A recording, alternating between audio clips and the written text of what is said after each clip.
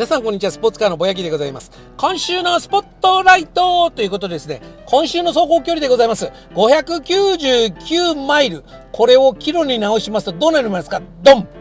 じゃん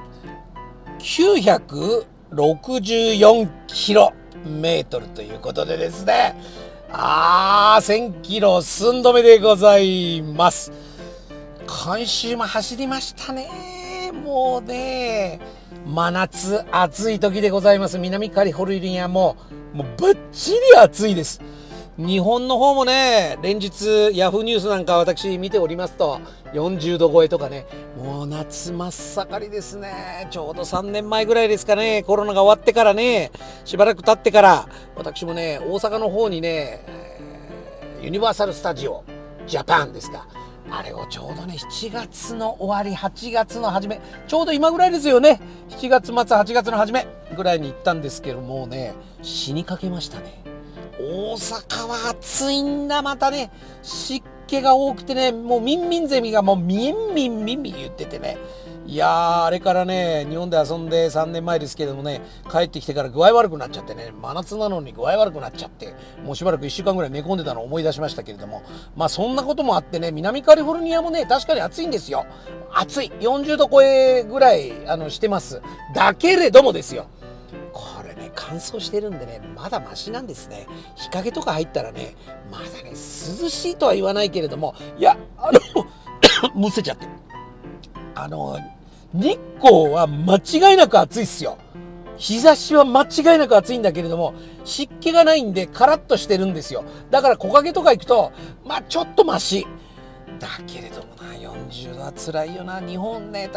湿気があるでしょ。あれがね、私もね、もうね、長く20年以上アメリカいるもんですからね、もう外人さんがね、まあアメリカにいる、どちらかというと私が外人さんなんですけど、アメリカにいるとね、日本に帰った時にね、日本にいる時とかね、皆さんね、おっしゃってるでしょ、外人さんね、秋とか冬でもね、寒いのにね、半ズボン短パン半袖でいるなんつって言ってね、どういう感覚してんのってね、私まさしくね、今ね、その感覚ですけどね、長く住んじゃうとね、この乾燥した大地に慣れちゃうもんですからね、まあ私は秋冬行っても半袖短パンとは言わないけど、みんながね、ゴルフね、長袖着てるとこ私半袖でやってたりとかねしてますけれどもね、まあそんなことはどうでもいいんですけれどもね、986順調に走ってるんですけど、先週も言いましたけどね、ちょっとねラフなんですよね、これアイドリングがね。ちょっと様子見ているところでございます。今週もね、エンジンチェックは当然ねついてないんですけれどもね、まあなんだっけ、オイルセパレーターも変えたばっかりだし、どっかでホースも変えましたからね、エアが吸ってるわけでない。エアが吸ったら絶対です。二次エアとかね、まあどっかで吸うとこの辺に嫌なねエンジンチェックのマークがつくんですけども、ついておりませんでね、ちょっとねしばらく様子を見てる感じでございます。まあエンジン自体はねちゃんと吹き上がってね、非常に調子がいいというところでございますんでね、ちょっと来週もね、このまま様子を見たまんま乗り続けようかなと思っているところでございます。今週は964キロということでですね、1000キロ寸止めでございます。また来週もねこのまま走っていきたいと思います。皆さんもね、暑いですからね気をつけてくださいね。本当にね、水分たくさんとって熱中症には気をつけて、